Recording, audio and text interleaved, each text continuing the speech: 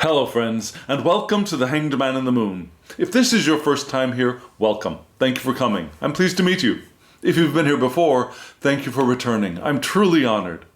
Friends, if you are a returning visitor, you know that this is the beginning of my year-long deep dive into the Thoth system, and I'm primarily focusing on the Harris-Crowley deck called the Thoth deck. But I will be drawing in other Thoth-like or Thoth-adjacent decks to help me explore aspects of the system. And yes, I call it a system. I feel it as a separate system to the Smith-Waite deck and that family of decks, and also different from the Continental Tarots, which might also include the Tarot de Marseille.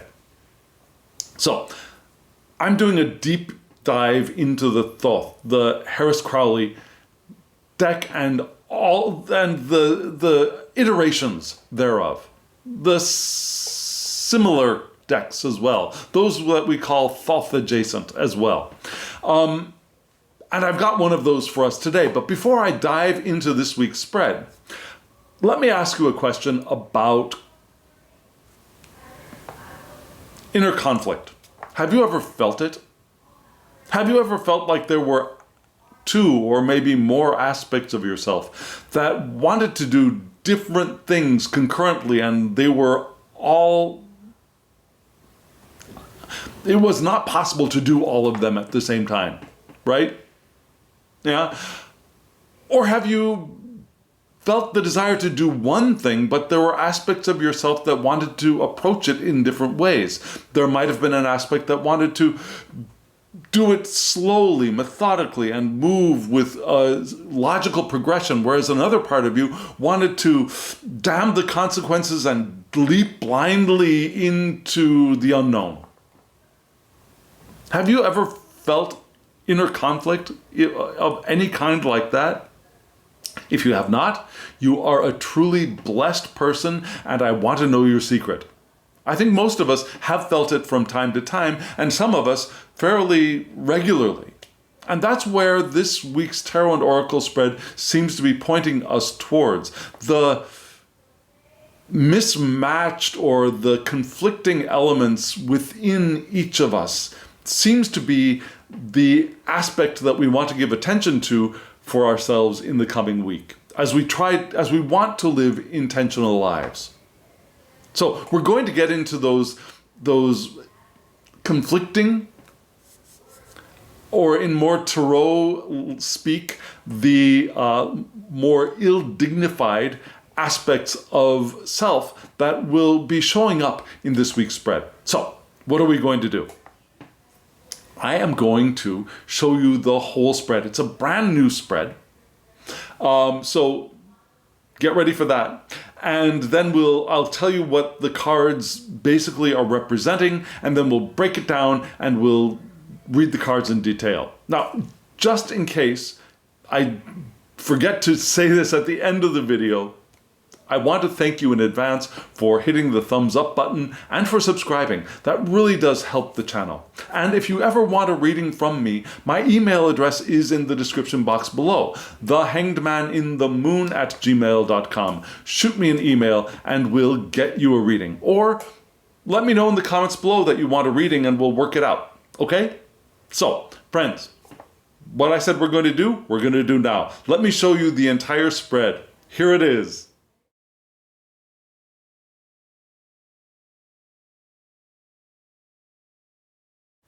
Friends, this is a variation of an elemental spread. Now, the spread that I had been using for the last couple of lunar cycles, I had been calling my elemental spread, but really that was because though there were 6 cards at the center of the spread that gave us the main idea of it, there were 4 cards for each of the traditional Western elements: fire, water, air, and earth.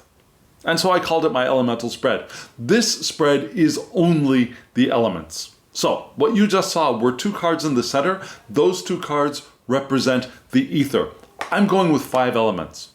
They are still traditional elements, but oftentimes we leave out ether, and I wanted that to be the center of the spread. So we had 2 cards for the ether, and then in the upper left you saw 2 cards for fire. In the lower right we had 2 cards for water. Now, and then in the upper right we had 2 cards for air, and the lower left we had 2 cards for earth. And then there were 2 cards at the very edge of the spread. Each one of those were from an I-Ching oracle, which you've already seen on this channel. And those 2 combined will give us some advice. Makes sense, right? Now, let me tell you or remind you why I lay the spread out as I do. I'm going to be reading with elemental dignities, which also implies elemental indignities. The ill-dignified aspects of the elements are also included in the spread. So, for example, fire and air support each other. Yeah, earth and water support each other. They build each other up. Fire and water are ill-dignified. They are in conflict. Air and earth are ill-dignified and are in conflict. Fire and earth, they're fine together. They don't build each other up. They don't tear each other down. They walk together hand in hand very comfortably, but they don't add or subtract. They're neutral. Similarly, air and water do neither build each other up nor do they tear each other down. Yeah, they are copacetic together. So that's why I laid the cards out as I have, and spirit is in the center, the 5th element. And I'm going to read the spread a little bit differently, though. We're going to start with this spirit. Makes sense, right? We're going to start with the center 2 cards. But then we're going to look at fire and water together, and then air and earth together, to see how they interact and how those sections interplay. Yeah? And then we're going to look at the 2 cards for the advice from the I-Ching, right? Now, do you know why I use the I-Ching for this series, for this deep dive into Thoth? Well, Harris-Crowley had a deep love of the I-Ching, studied the I-Ching, and associated the court cards with the I-Ching as well. So, I figured the I-Ching oracle cards that I have were the perfect companions for this dive into the Harris-Crowley Thoth deck and system. Now, later on, I might change my mind. 6 months into it, I might say, okay, I'm done with the I-Ching for a while. I want to try something else. But for now, I'm sticking with the I-Ching. Okay, so let's take a look at the central 2 cards of spirit. Here they are.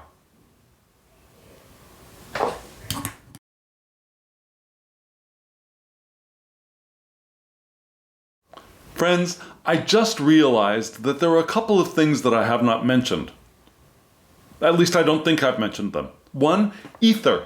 Ether is spirit. Ether is the element of spirit. It's the element that perhaps even physics is starting to rediscover.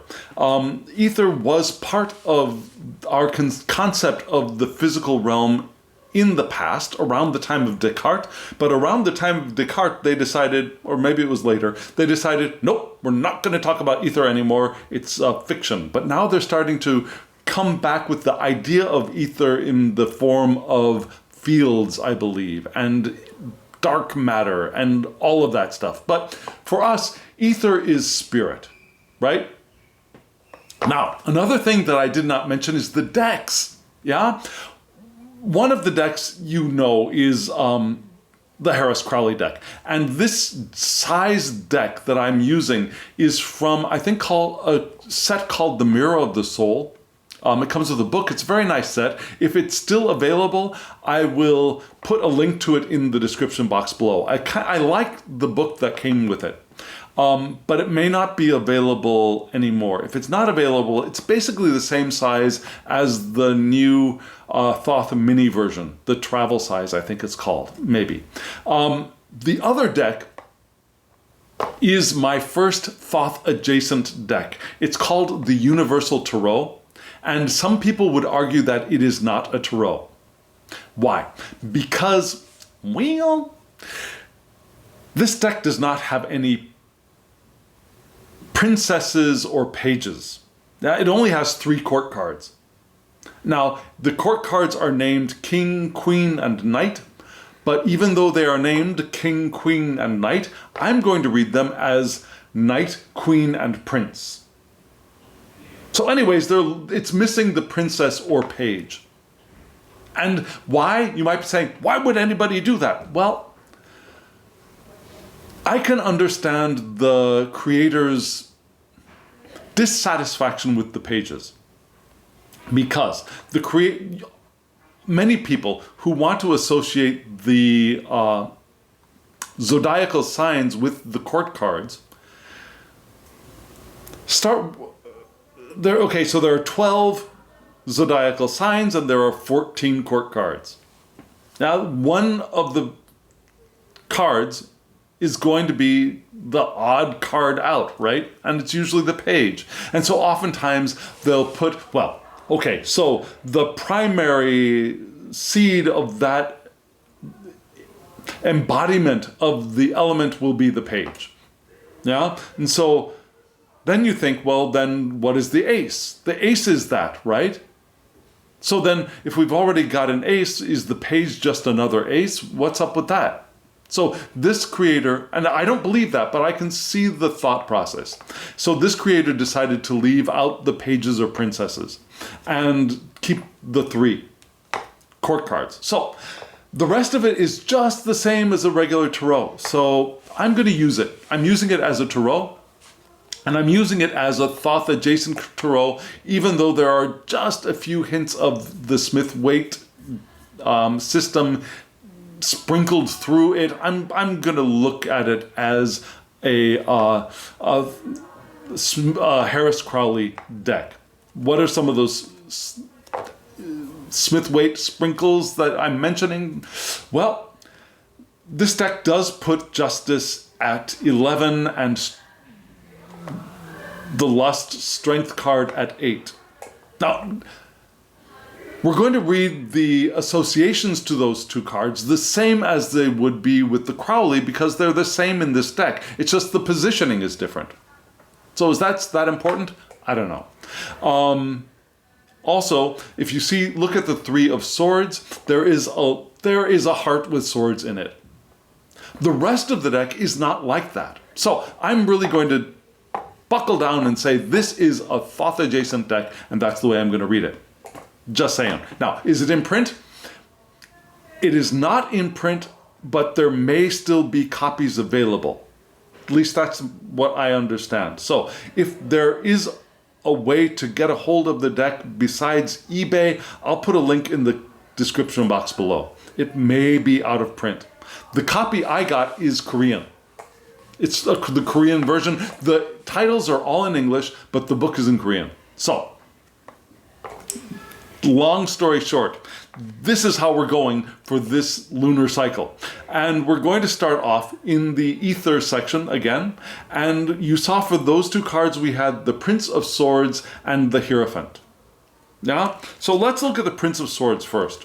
Yeah, this is the Prince of Swords, which is heir of air in the Crowley system.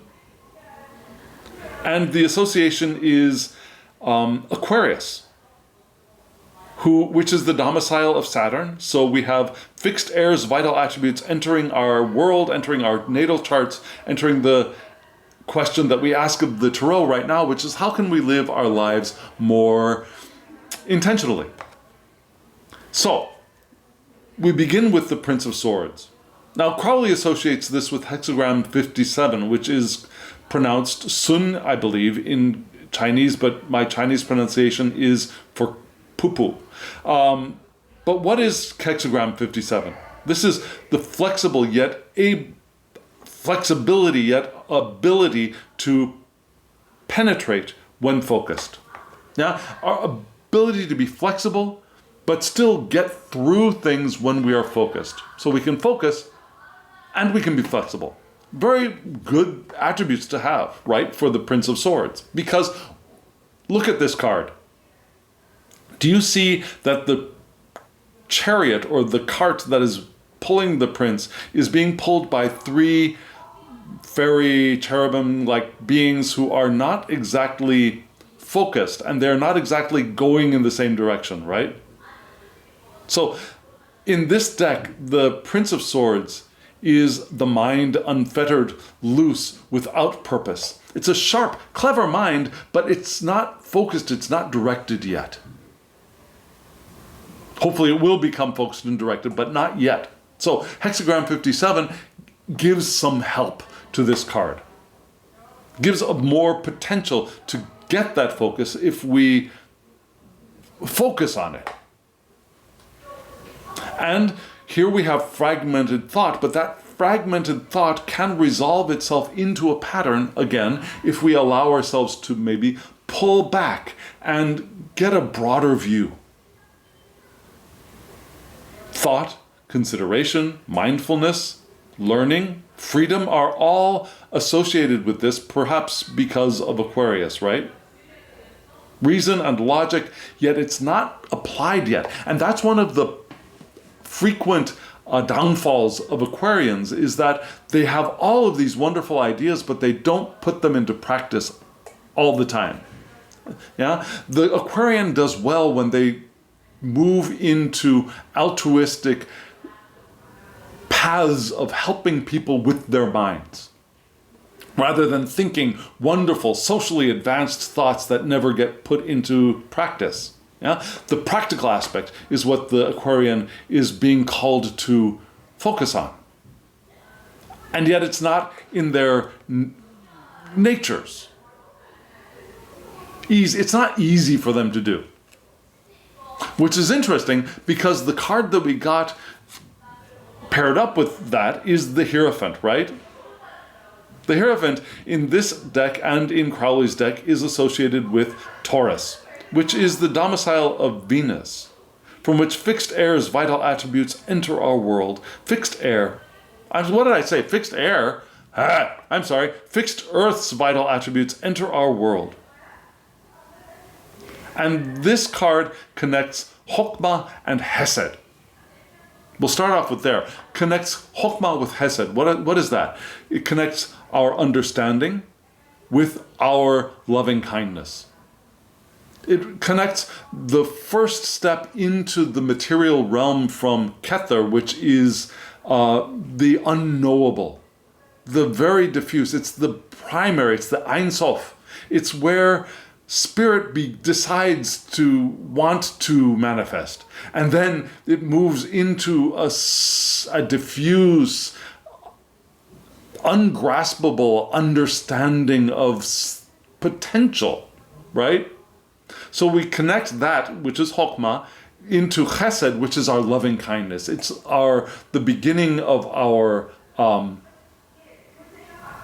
emotional realm. The emotional triangle, which points down from the supernal triangle of the first three. Kether, Chokmah, Binah. Yeah? Okay, so it connects the supernal triangle and the first down-pointing triangle. It connects our vague understanding with our loving kindness.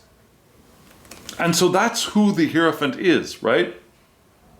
Now, it's also associated with the letter Vav, which, Yod He Vav He. It's the second active Hebrew letter in the Tetragrammaton, the unpronounceable name of the divine. Yod is the first active one, and then Vav is the second one. Yod He Vav He. And often the Vav is associated with the prince, which is interesting, which helps this pair a lot. Because elementally, these two are ill-dignified. Yeah? We've got air here and earth here.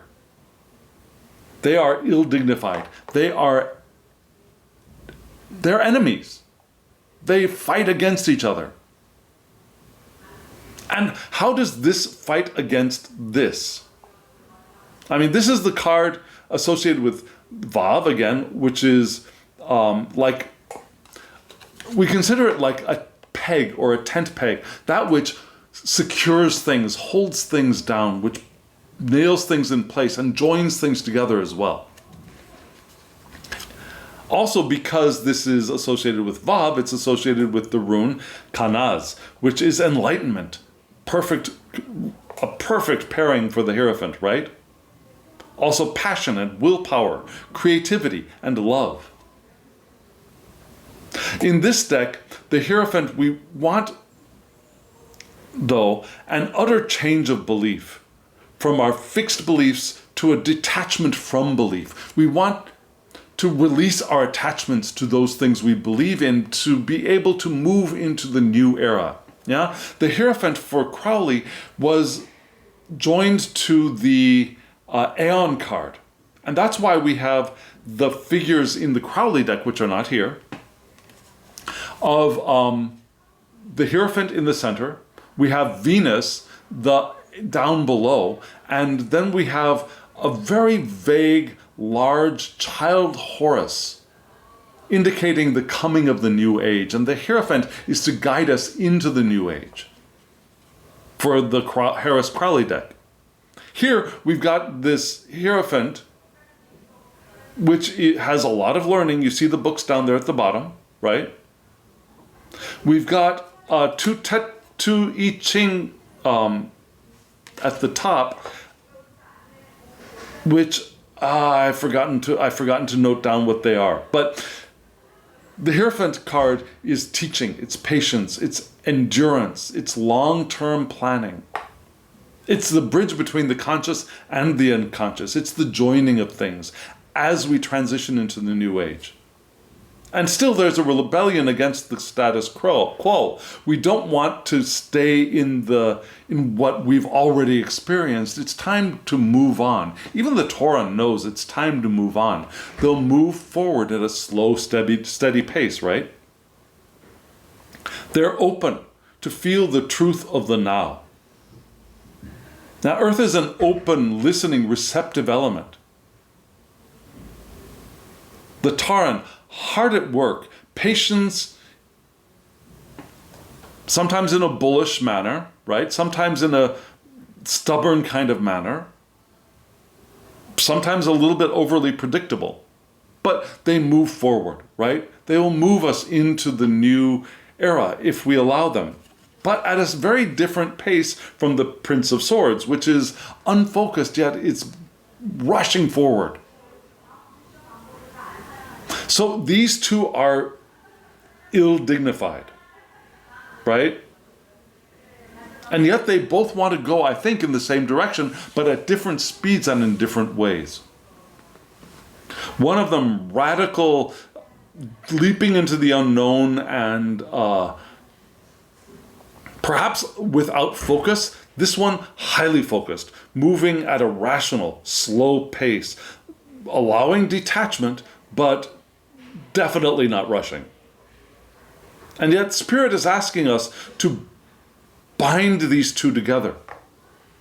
And that's why I was thinking that that was my first indication. My first indication that this spread was about inner conflict.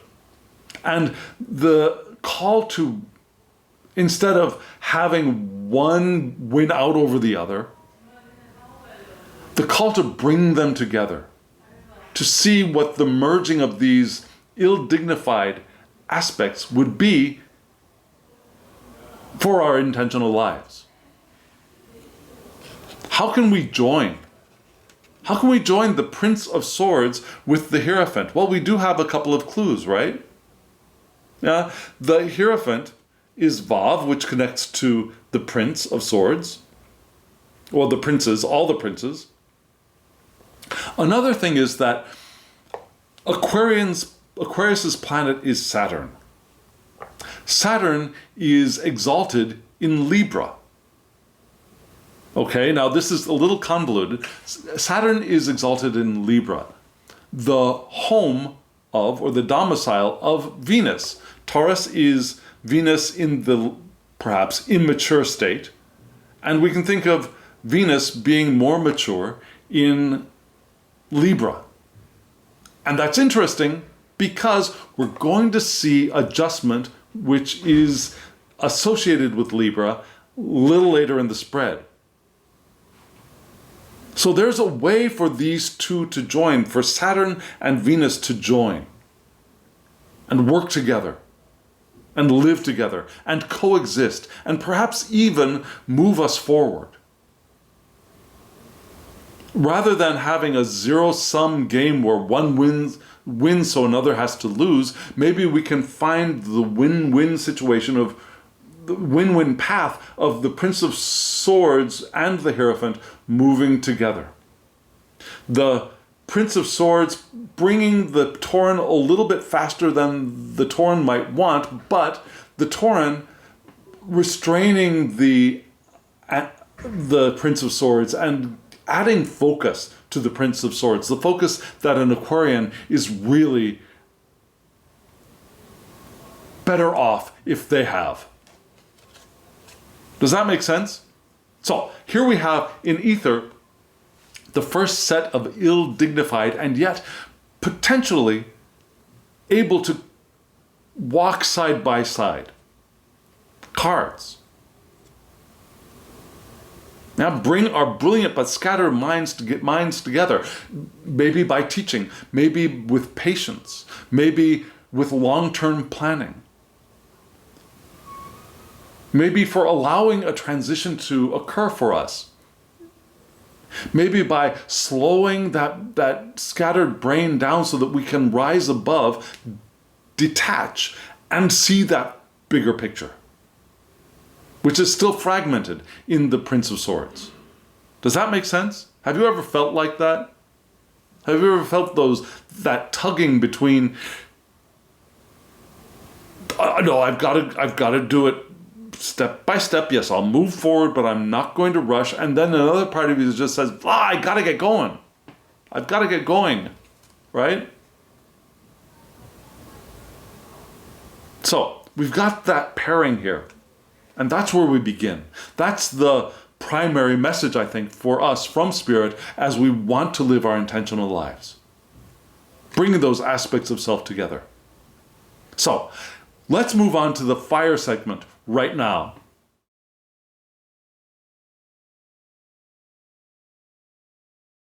In the fire segment of this spread, we had the Three of Cups and the Ace of Swords. You saw both of them. Now, there was no fire in the fire section. And the Swords card, reminding us a little bit of the Prince of Swords, perhaps. The Swords card is very builds up the fire, right? The water card, the Three of Cups, is ill-dignified. And yet that's where we're going to start, right? The fire, our passion, our spirit, that which we use to create, our libido that rises up to create in the world, both sexually and artistically, and in any potential creative pursuit. That fire from within, right? The fire, which is the first, for me, the first manifestation of spirit. Spirit comes into the world with this burst of energy for manifestation. And here we had, in the first card we got was the Three of Cups, which is wonderful. It's a beautiful card. It's abundance. And guess what?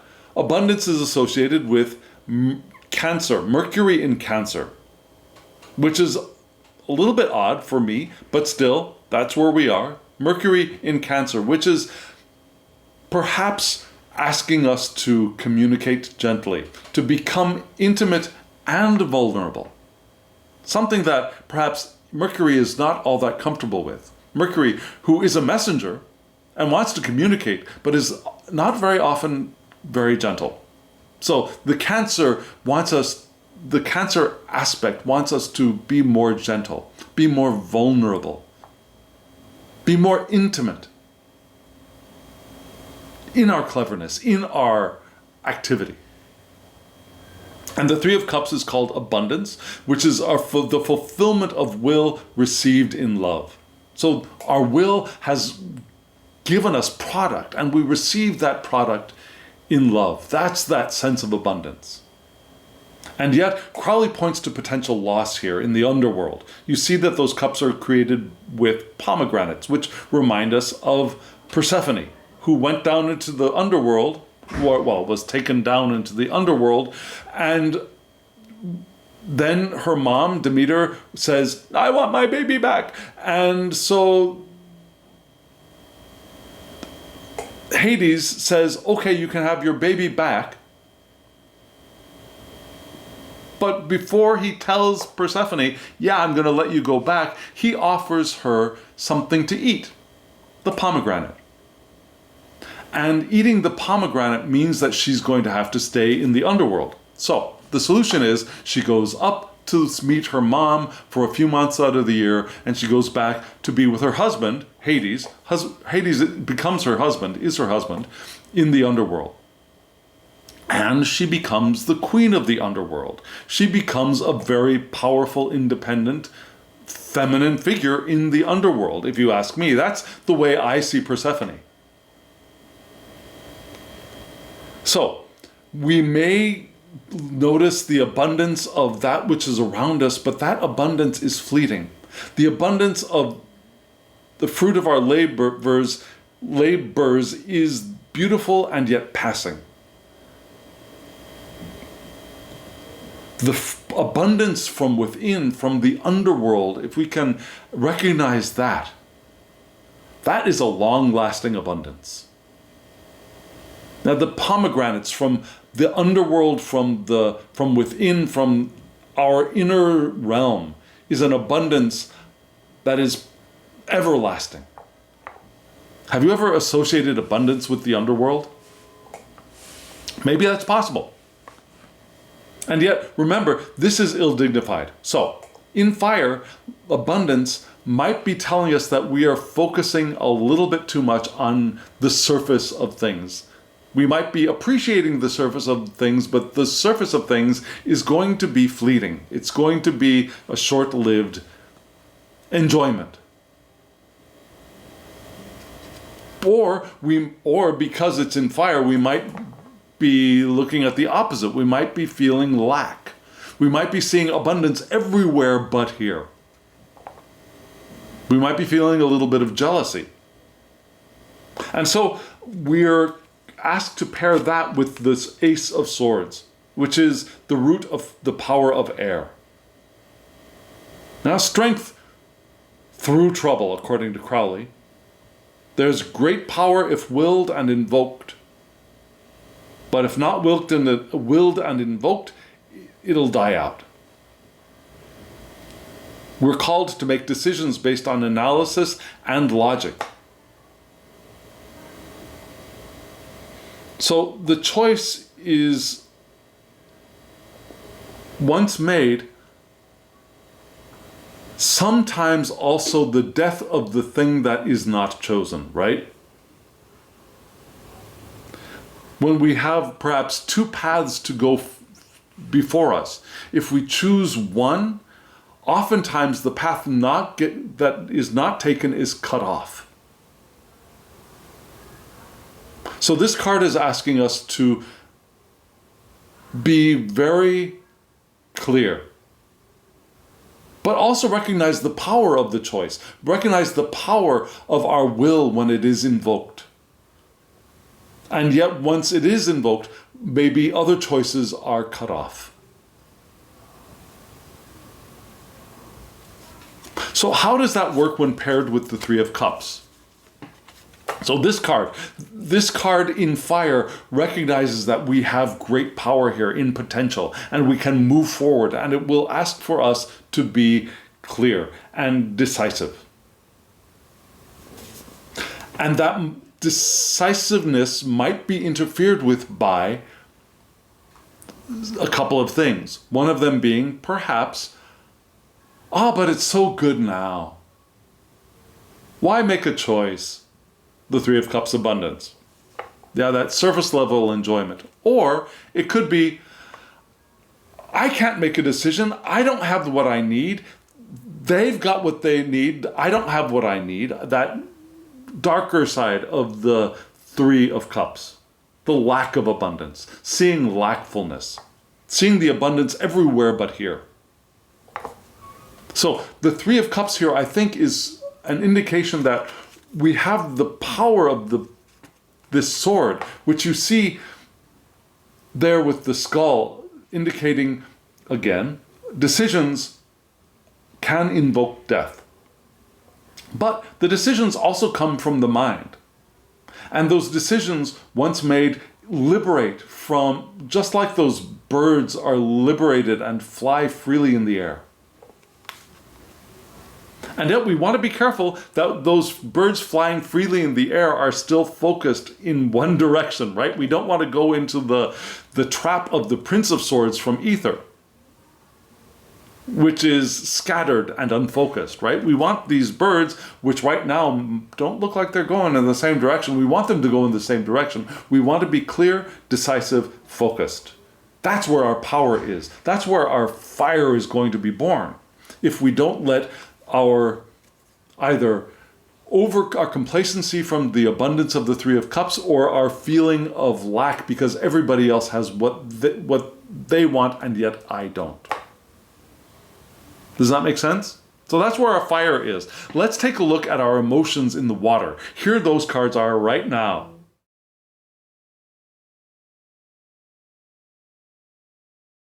In water, you saw we had the Three of Swords and the Knight, well, the King of Wands, but I'm going to call him the Knight because we're reading this as a Harris-Crowley deck.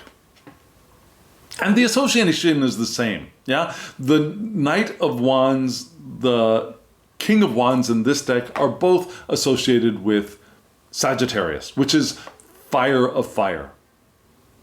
It's the top of the court, yeah? Fire of fire, then, okay, so for me, the kings, or in the Smith-Crowley, the kings in the Smith-Waite and the knights in the Harris-Crowley deck are both fire.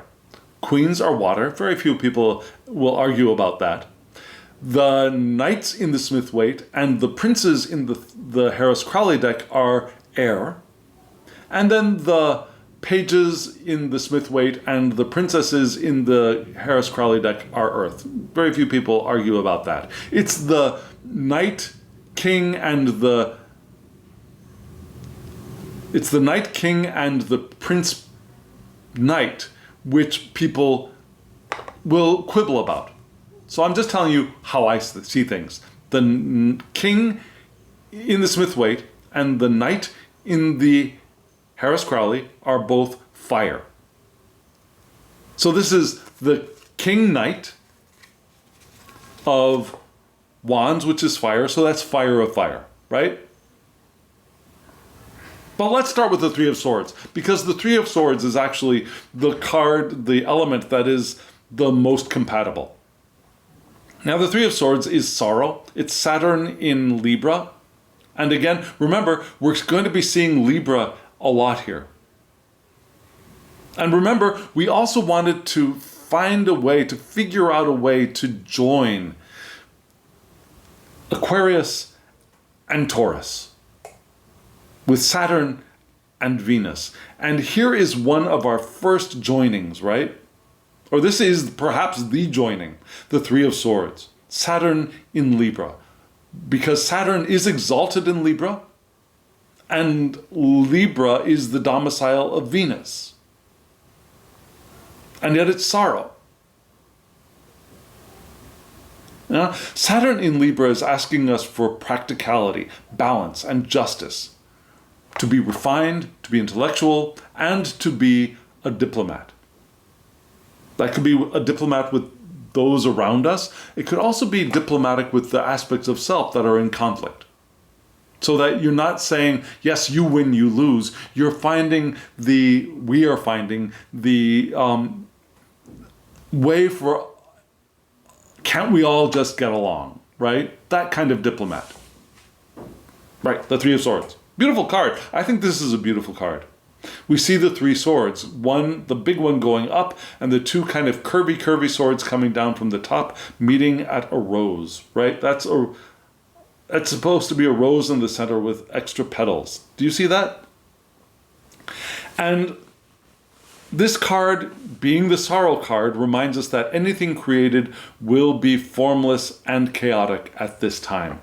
This is not the time for a new creation. We're asked to submit to whatever is arising, no matter how dark it appears. And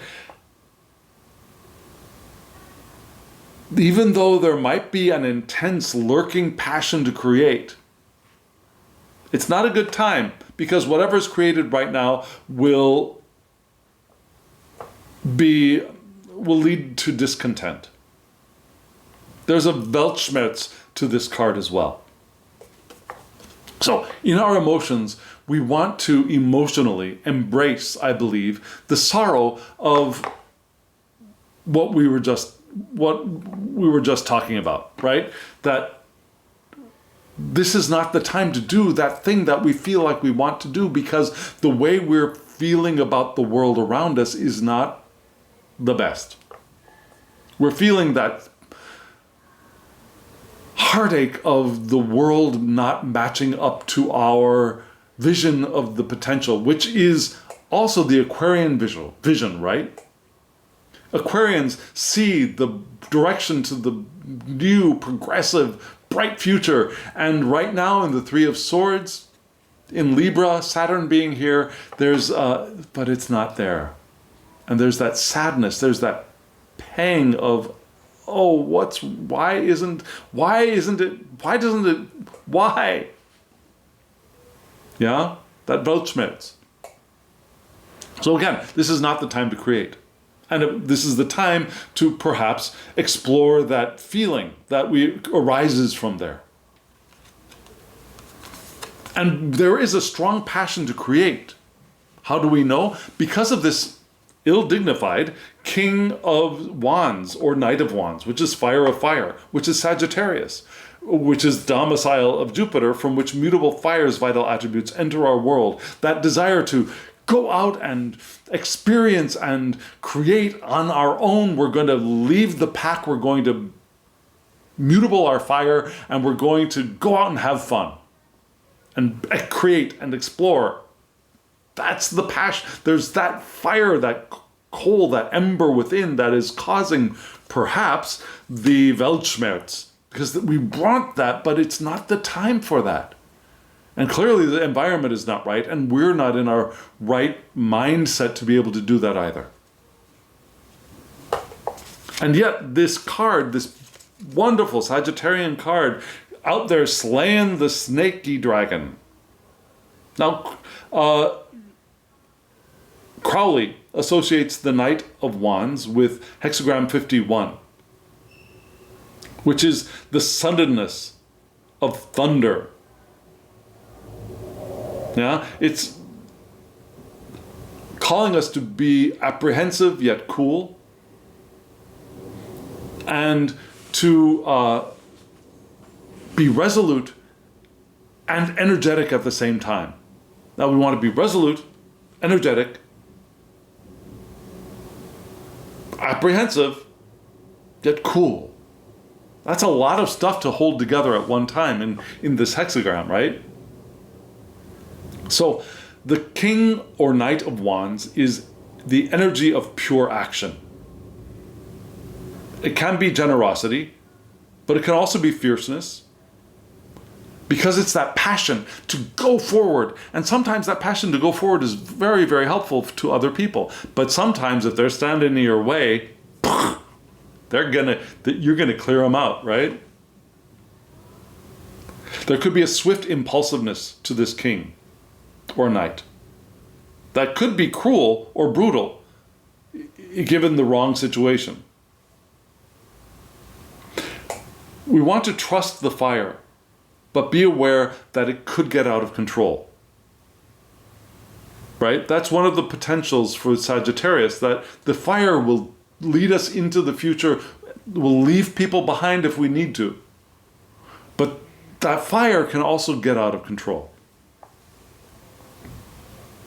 And that fire from within in our area of water is ill-dignified, and it's causing trouble for us.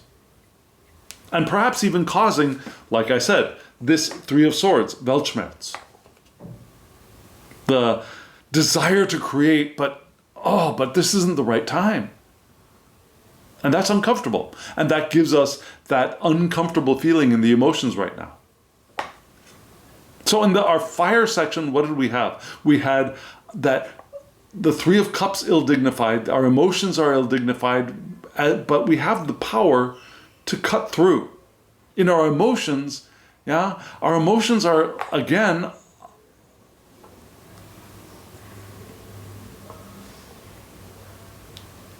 dissatisfied, unhappy, sorrowful, because we got this fire within that is unexpressed, unable to be expressed. And if it is expressed now, this isn't the right time for it. We will come to dissatisfaction, not unhappiness, not pain and torture, but dissatisfaction. We won't be happy. Yeah? So that's where we see that the fire and water of this part of this suit, of this, what I would call it, it's not a suit, it's a spread, of this spread, they are in conflict with each other. They both have conflicting elements within themselves that are skewing them out of balance,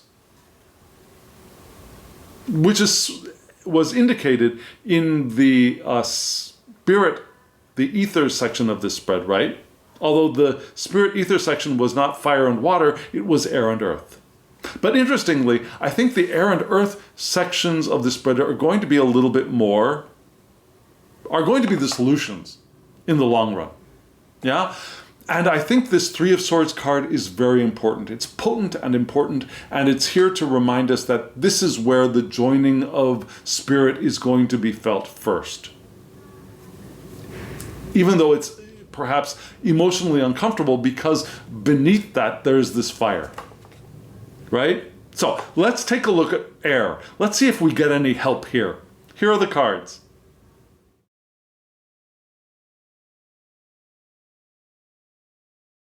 So the air element is where we get our first release of tension, I think, in our mind. Yeah? And no, I don't mean that it's all in our head, but rather our brains, our minds, our vision, our communication, that is where we're going to find our ability to resolve the conflict. And you saw from left to right, there were two cards, the Five of Swords and the Fool. Beautiful cards, right? Five of Swords, and yet the first card is not a happy card. Beautiful, yet not happy. Yeah, we got these 5 swords in the shape of a pentagram, all kind of curvy, right? And the title is Defeat. Here we have Venus in Aquarius. Interesting, right? Venus, the Venus that we had in the Hierophant in the Spirit section, here is joined to Saturn, which we had in the Prince of Swords. Generally, traditionally, not the place for Venus to be happy. Not the place for Venus. And yet, according to information that I see, Venus in Aquarius is forward-thinking, tolerant. There's a desire to stand out and be unpredictable, to show off in order to attract. Yeah? To show our differences. Look how unique and special I am, in order to attract the attention of others. And the Five of Swords, though, here is defeat. That our ideals have been or will be disrupted. A little bit like the Three of Swords, right? Where we got Saturn in Libra, here we have Venus in Aquarius, and we have, again, our ideals have been or will be disrupted. We're feeling a loss of control of a situation. Things aren't the way they should be according to us, according to our minds, according to our vision. And that can lead to our passivity. Now the downside, the detriment side to this card is our lack of energy, our growing weakness, which can lead us to the defeat indicated in this card. So we see dissatisfaction, we know dissatisfaction, and that saps our energy away. Have you ever felt that? Seeing that things are not the way they should be, and instead of getting fired up, just like, I don't know. Yeah? We become weak, and that weakness leads to our defeat. Maybe we've allowed people to walk all over us because we've lost our energy. We've lost our direction forward, our progressive attitudes of Aquarius. And yet, in this defeat, one thing that we can recognize that now everything is out in the open. There are no more secrets. Nothing is being hidden anymore. That Weltschmerz that was in the Three of Swords is now all there, right out there in the open for everyone to see. And so, what are we given beside this? We've got the Fool. I pity the fool. The Fool. Here we've got a very interesting thing. We've got these two servants here, these two servant gods of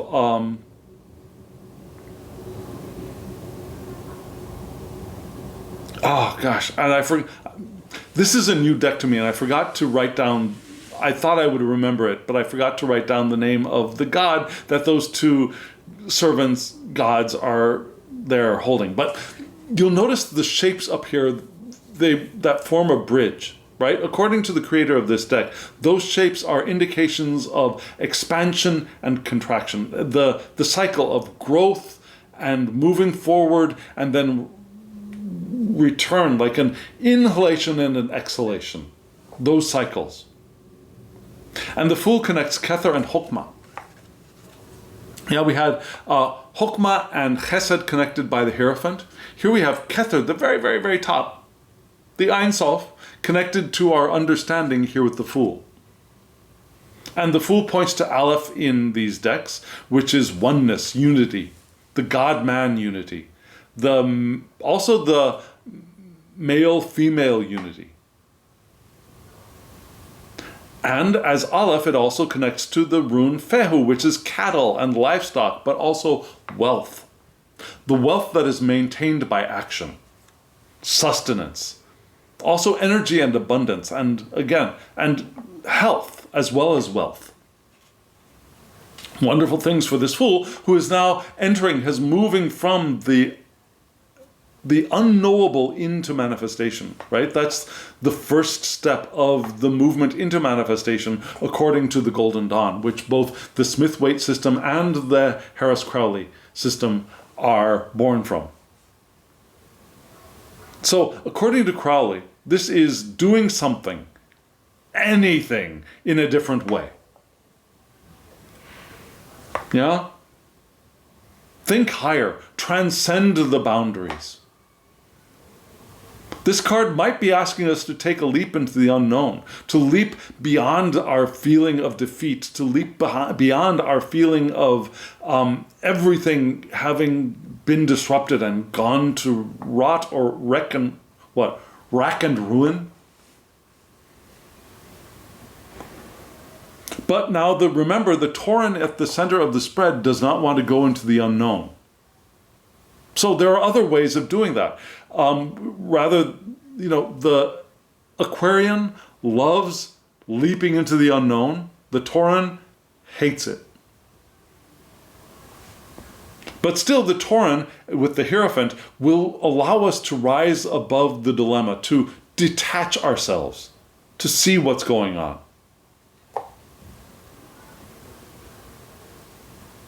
Maybe we might be thinking that we are still at the table that we want to turn. Yeah, we want the tables to turn. We're still at the table, but what we need to do is get up, leave it. Leave the room, even. Or stand up and rise to see the table from above, to get a higher view of what is there. The Fool is air. So these are both air and air, which are very well dignified. And I think this Fool is giving us the solution to the Five of Swords, which echoes the Three of Swords, carries it one step further, and the Fool says, okay, let's rise above and do something new. If we don't have if the Tauran in us is fighting us about leaping into the unknown, at least we can rise above and see more clearly and take the steps out of the room that perhaps we want to take. Do something different. It doesn't have to be fast, quick, or even completely unknown, just different. I think that's what we're being called to do here, in mind. Yeah? Now we're going to move into the earth, the manifested part of this spread. And here the cards are right now.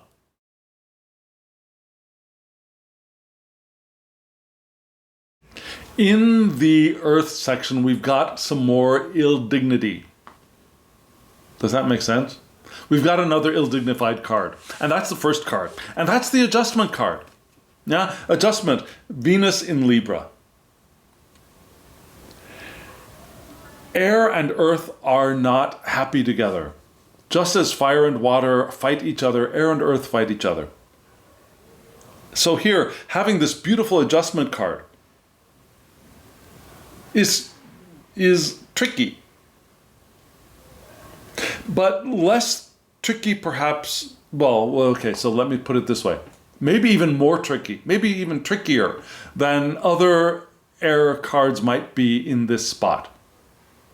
For a couple of reasons. One, adjustment is associated with Libra, which is the domicile of Venus, from which cardinal air's vital attributes enter our world. But here again, we've got Venus in Libra, where Saturn, which loves to be in Aquarius, is exalted.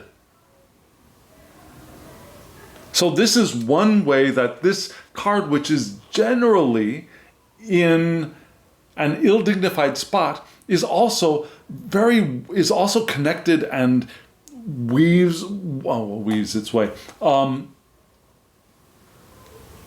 integrates itself into the spread in a more positive way. Now, we had Libra in the Three of Swords, Saturn in Libra. We had Saturn in Aquarius and the Prince of Swords. Here we have Venus in Libra, her natural home. The adjustment card is associated with Lamed, which is an ox goad. Yeah, also associated with the concepts of learning, to learn and to teach. Similar to the Hierophant, which is Venus in Taurus, right? Also the rune Jera, which is the harvest, the reward, harmony, abundance, cycle of life, abundance, harmony. Harmony of Libra, but also abundance, like Taurus might be abundant, right? So we've got all these wonderful things here with adjustment. And Crowley pairs the Fool card and adjustment together, which is interesting. Crowley sees the adjustment card as the divine in perfect balance in all of its manifested form in perfect balance, and the Fool as the absolute oneness. So the Fool is the absolute oneness of pre-manifestation moving into diversity, and the adjustment card is the diversity in perfect balance. Does that make sense? So here we have balance, which is a very delicate position, right? And just a small thing can have a small thing. Just a small change or a small disruption can cause a larger disruption when things are so precariously balanced as this card is, as this image is. Do you see the precariousness of the figure's position? It's hard to see perhaps, but down there at the bottom, the feet of the person in the adjustment card are the soles of the feet meet together on the blade. So this figure is riding the point of this blade, pointing down. So this figure is holding on to both with hand and foot to the sword, which is being balanced there at the very, very bottom. And also there are the scales there that the justice figure is holding, with an alpha and omega there. So there's a lot of this balance is precarious. It's not like the seated justice with holding the sword up with one hand and the scales in the other, right? This figure is embracing that balance point. So every energy here must be applied with integrity. We want to measure ourselves against what we have decided to accomplish and calibrate our reality to our perception as well. We want to calibrate reality to our perception, and we want to calibrate ourselves to what we are perceiving and what we are planning to do in the world, which is important because this card is here in the earth, which is what our health, yes, and our money, but also the work that we do in the world. So even though this card is blatantly is ostensibly ill-dignified in the earth suit, yet we have links with the work, but we want to work with precision, with care, in perfect balance, knowing that we are here in the diversity of all things, which are also in a very perfect balance, and that small things could knock us off. But I don't think we're asked to be paranoid here. We're not asked to be paranoid here. We are asked to be precise. And Earth can get around precision, right? Earth people can get around precision. Taurans can wrap their heads around precision as well. So that's not a bad thing. And then we've got this pairing here, which is the Six of Wands. Now, fire and air build each other up. Fire in earth, that's fine. So this Six of Wands will build up the Justice card, and it will work well in the earth portion of the spread. And what is this? The Six of Wands is victory. It's Jupiter in Leo, which is interesting. Weird suddenly having a Leonine card here. But also the complement is the Sun in Capricorn. So the complement here of the Sun, the Sun, Leo's planet, is in the zodiacal sign of an earth sign, Capricorn. So what we get here is the mutable aspect of fixed fire's vital attributes entering our world. Because Jupiter in Leo is the Sagittarius. Remember Sagittarius with the Knight of Wands in our water section? Yeah, that Knight of Wands is here in the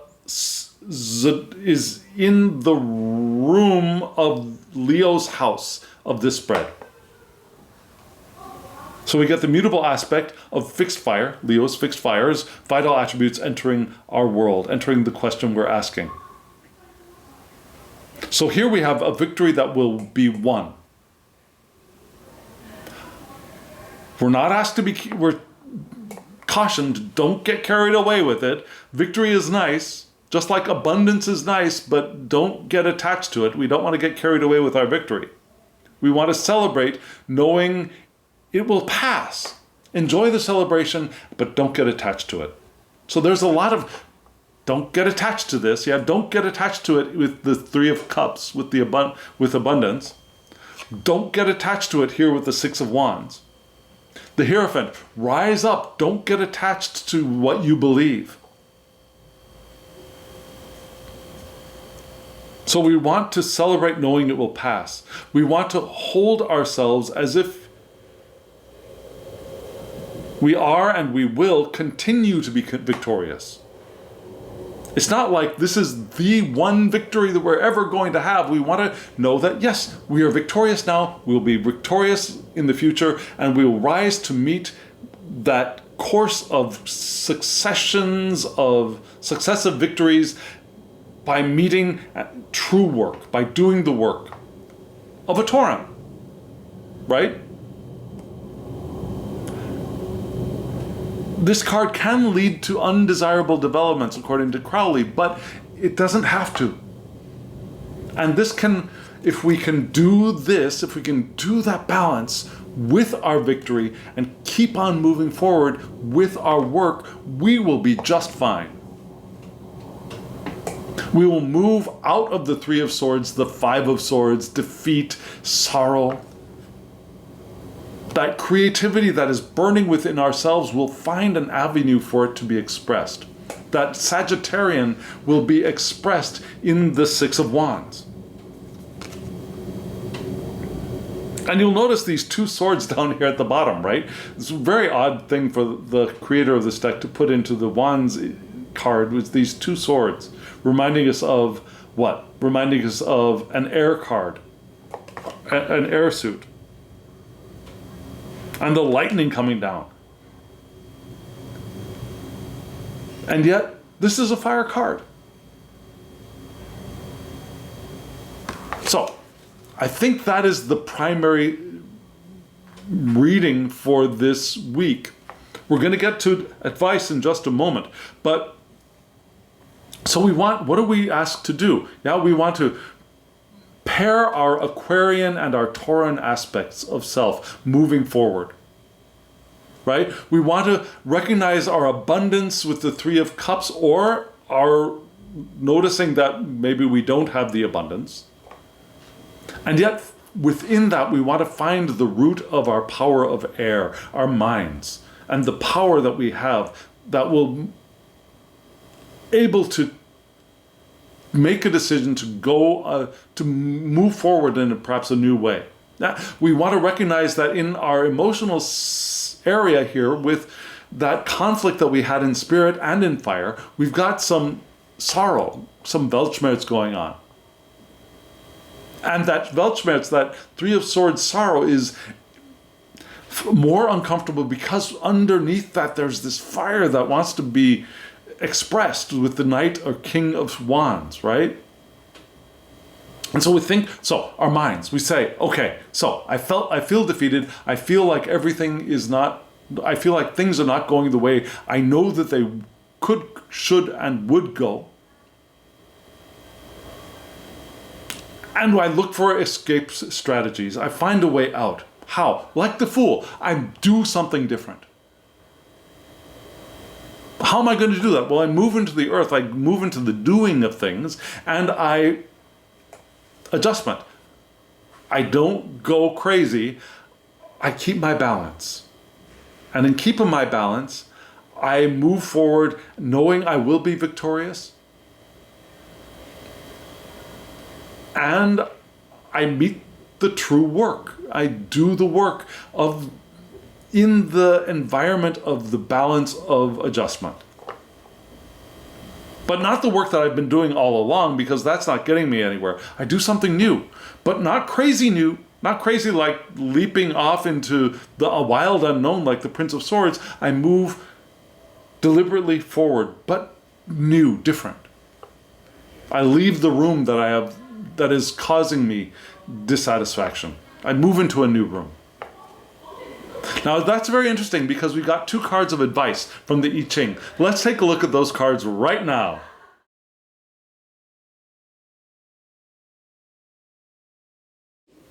The two cards that we got from the I-Ching did not look all that happy to me when I first saw them. Now we got from left to right hexagram 63, which is Qi Qi. My pronunciation, my Chinese is not adequate by any means. I think it's chi-chi or completion. Yeah? It's water over fire. And then right beside it, we had hexagram 12, which is pi, maybe pi, I think, which is obstruction. And it's heaven over earth. Obstruction, completion, and then obstruction together did not seem like a really happy read. Just saying. But then let's look at them individually. I love this completion card. Look at this artwork. It's just lovely. Now this deck, there is a link where you might be able to get this deck later in life. And I'll put that in the description box below.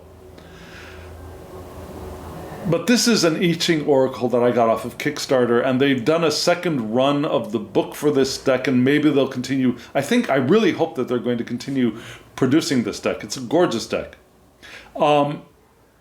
Completion. Tasks or a phase is nearing its end.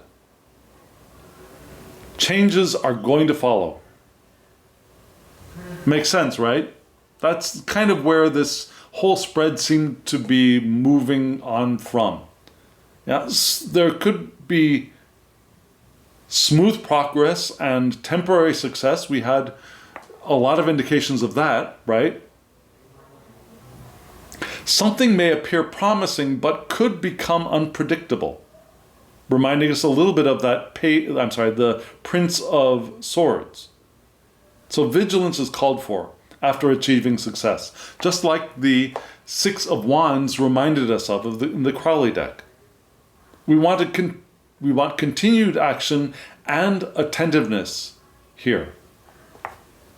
The pairing of the adjustment card and the Six of Wands, right? Continued action and attentiveness, moving, recognizing, celebrating the success that we've got, and knowing there will be successes in the future, and continuing to do the work.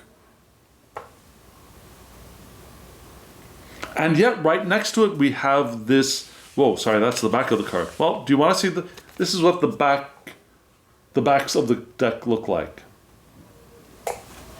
I think they're pretty beautiful. So yes, the obstruction card. A little bit sadder looking, right? So things aren't connecting or harmonizing. There are challenges, there are tough times, which we got indications of in the larger spread, right? The Three of Swords, the Five of Swords, Weltschmerz, sorrow, Five of Swords, defeat, loss of energy. Things aren't connecting or harmonizing the way we think that they should. Things may be rough now. There might be personal struggles or interpersonal difficulties, but I think this card is reminding us that this is the inner work. These are inner struggles right now. Because things aren't going well. And when we say they aren't going well, they aren't going the way that we think that they should be going. Things are going the way that they are, and that is correct and that is perfect. But we have this other idea of the way things should be, the way things could be, the things, dang it, we're supposed to be, right? And yet this card, in all of its pointing to obstruction, also points to the knowledge that there are ways to find hope and solutions, even in the midst of obstruction. So we were asked to keep a clear mind and think of ways to overcome. Like the Fool, do something different. Right? We also had the Ace of Swords. We have the power of mind. We have that within us. We've also got the passion of the Knight or King, the Knight of Wands within us too, which is actually causing more discomfort because there are these two things, well, three things, well, two things, let's call them two things, the Three of Swords and the Five of Swords. In both our,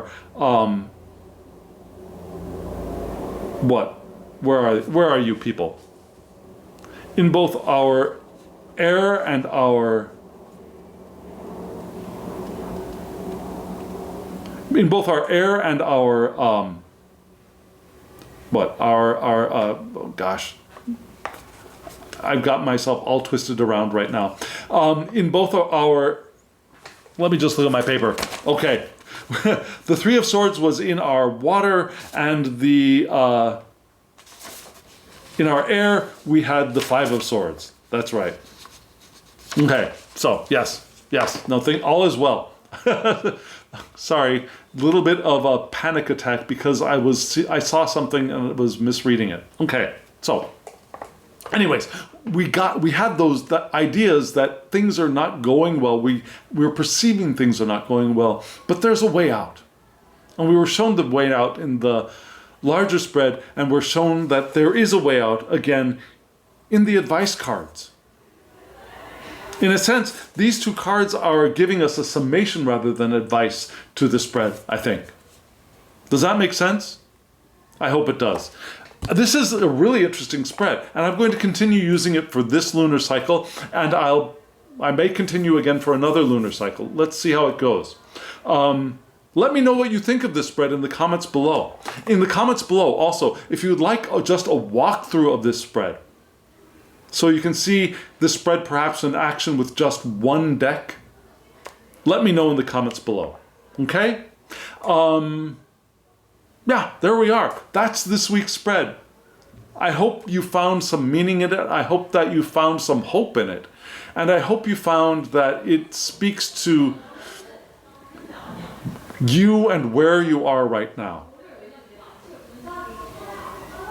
Thank you very much for joining me on this journey for this exploration. And now, as always, I wish you love, joy, well-being, and pure awareness. Thank you.